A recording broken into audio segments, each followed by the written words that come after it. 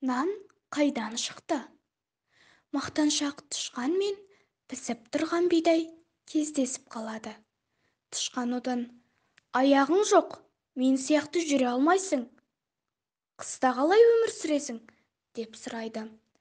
Қыста қалай өмір сүретінімді көргің келсе, қоймаға кел, деді бидай. Тышқан бидайды іздеп қоймаға кіреді. Бидай, қайдасың? Дейді дауыстап. Таудай болып үйіліп жатқан бидай: мен мұндамын, дейді. Мұнда өте қараңғы екен, дейді тышқан бидайдан қорқып.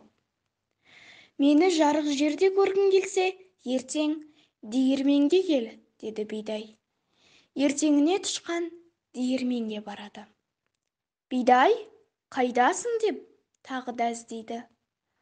Ұн болып еленген аппақ бидай: мен мұндамын, дейді.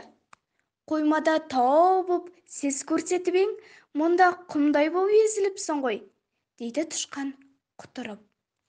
Менен қорыққан екенсің ғой. Таудай болғанымды тағы да көргің келсе, ертең наубайханаға кел, дейді бидай. Тышқан наубайханаға барады. Бір тесіктен ұрланып ішке кіреді. Бидай, қайдасың? Дейді. Табақ қамыр: мен мұндамын, дейді. Бетің не боп кеткен, семіріп кеткенсің бе? Деп тышқан мазақтап, шиқылдап күледі. Әдемі кейпімді көргің келсе, ертең үйге кел, деді бидай. Тышқан үйге барады. Еден тесігінен ішке енеді. Бидай, қайдасың? Дейді ақырын.